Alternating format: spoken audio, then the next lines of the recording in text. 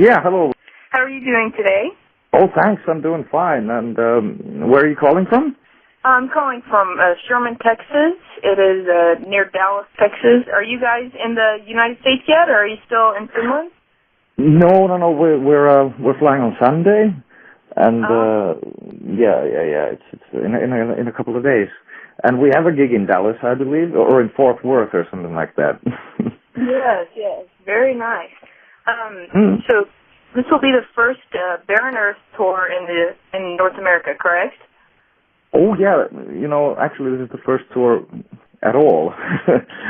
We've done some gigs already. Like last summer we did a bunch of festivals and we did some club shows over here in Finland. But that's been just like long weekends and so on. So this will be the first tour that we're ever done. So everybody's excited for sure. Yes. Very nice. What cities are you most excited to checking out?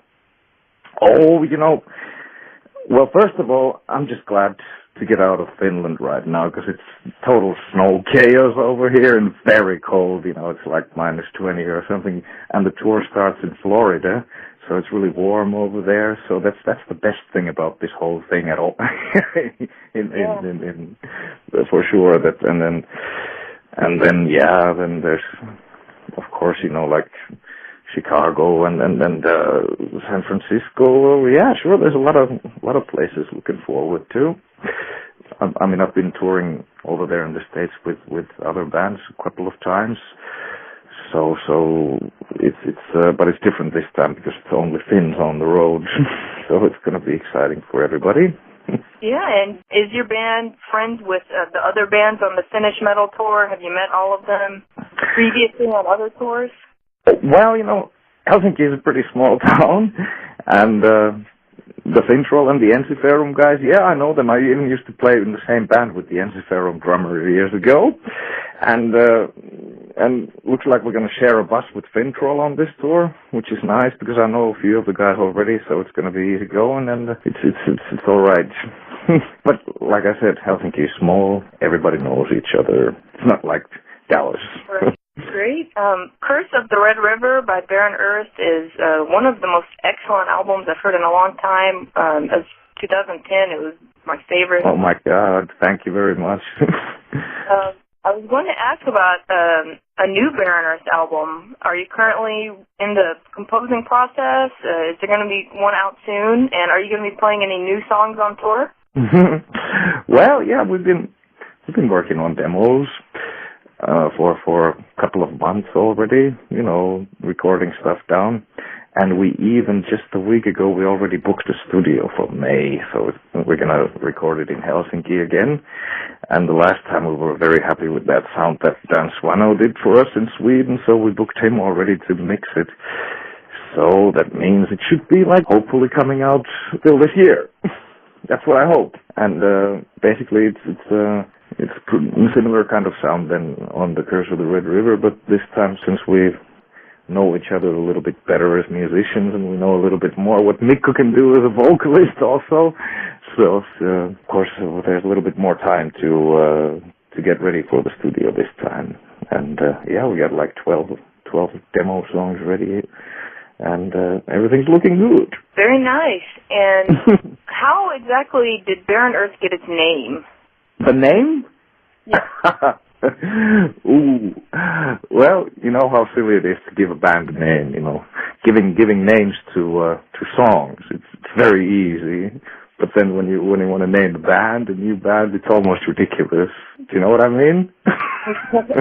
And what we did, we had plenty of ideas for it, and this is going to sound really nerdy now, but we actually put all the name candidates on a website and had our friends vote for the best one, and then the Barren Earth won. So I guess it kind of fits to the apocalyptic mood of the music also.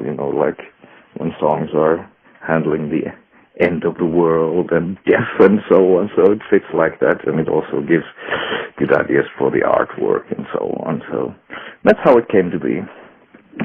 Great, and it's a sound that can attract fans of doom metal and melodic death metal, all kinds. It's very versatile, I think.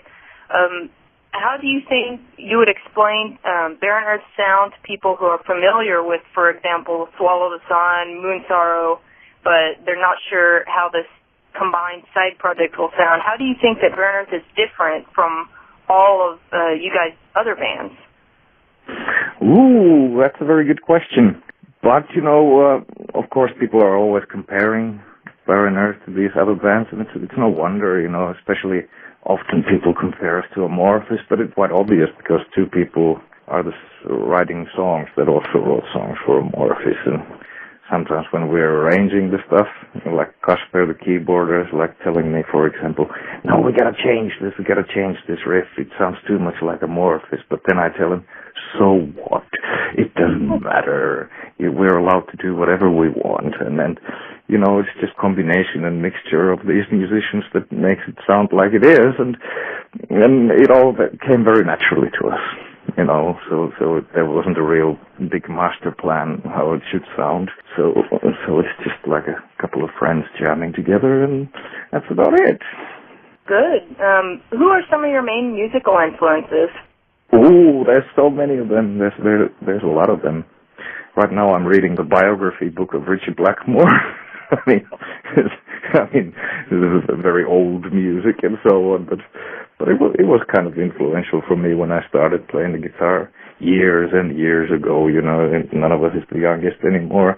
But, these days, like bands like Opeth, for example, it was an influence at the time when we started this band. I mean, I don't think we're ripping them off, but sometimes I think you can hear a slight influence from there. And like the legendary old stuff like Pink Floyd and Zeppelin and all kinds of shit. Really. It's hard to speak for 6 people. What do you guys like to do, like on tour on your days off? What are some of your favorite things to do? Yeah, well, this tour, there's been a couple of venue changes, and it doesn't look like there's really going to be too much time off. That's always the problem with nightliner tours. Your friends tell you, oh, I'm so envious you get to go on tour, you get to see so much, but in the end, there's not too much time to see too much of anything. But sometimes, like the last tour that Mikko, our singer, did, he stayed in New York for a week after the tour. But this time I won't be having the chance because after the last gig, where was it? Somewhere in Carolina or North Carolina or something like that. Okay. We just headed back to Helsinki because of other things. But maybe another time there will be time for something like that. Yeah. Do you ever compose music on the road? Do you ever come up with song ideas while you're on tour? Oh yeah. Sometimes.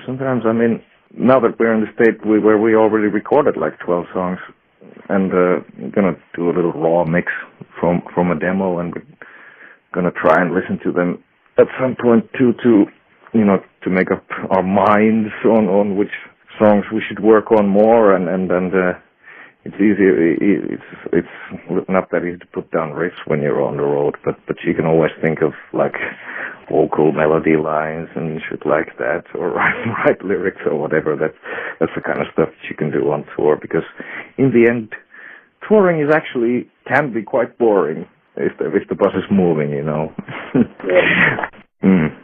But yeah, sure. I'm sure it's gonna try and be creative on that tour for sure. Yeah.